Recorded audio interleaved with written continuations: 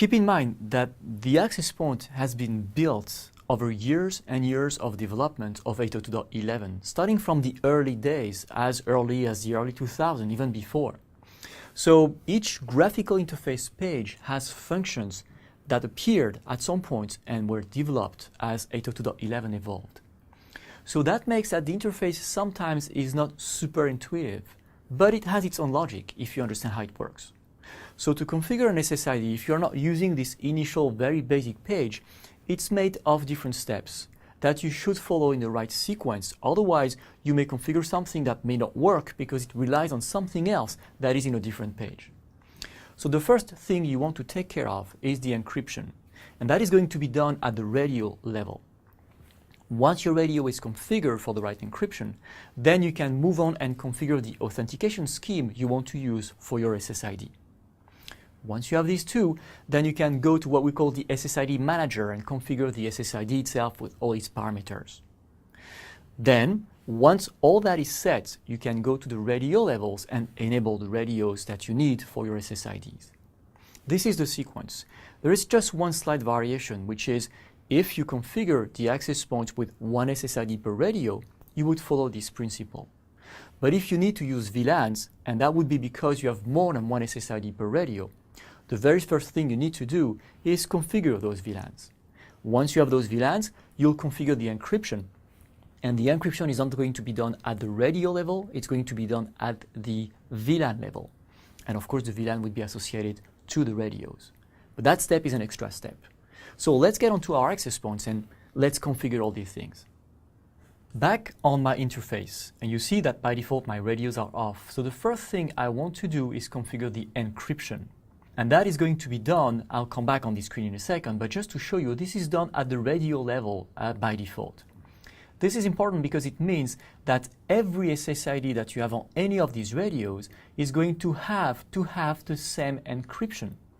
If you use WPA-V2 on one of your radios, all the SSIDs you have on that radio, because encryption is defined at the radio level, will have to be WPA-V2 as well. So here you have a few options that you're going to configure. But then if you create VLANs, the choreography is going to be slightly different. So let's go configure VLANs first and come back here to see how different the interface looks once you have VLANs. So to configure VLANs, you go to Services, VLANs, and that's where you define your VLANs. The first VLAN you always want to configure is the VLAN in which your access point is. In my example, remember, we said we were in VLAN 31 on that interface, as you see at the top. So my access point is in VLAN 31. Of course, as soon as I configure some VLANs on my access point, there will be a problem on my switch if my port is still in access mode. So one thing I will need to do is to get on the switch and configure that port to be a trunk.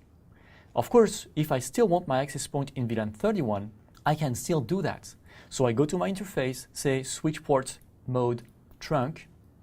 It's an all3750, so I need to do the encapsulation as well. So switch port trunk encapsulation.1q, and then again switch port mode trunk. And if I want my access point to still be in VLAN 31, then I need to define the native VLAN on that trunk to be VLAN 31. So I go switch port trunk native VLAN 31. Right, now my port supports multiple VLANs and my access point is still in VLAN 31. So I can go back to my access point and configure it. Let's have a quick look at how it looks. All right, you see, if it's in access mode, it's in VLAN 31, but it's in trunk mode. And when in trunk mode, its native VLAN is VLAN 31. All good.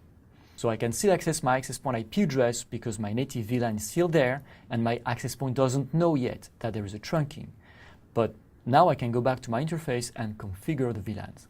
By the way, as soon as you have your access point that is set to be an infrastructure device, that is to say, it's talking to a radio server, or it's going to be using some form of WDS, etc., it's better if your access point has a static IP address.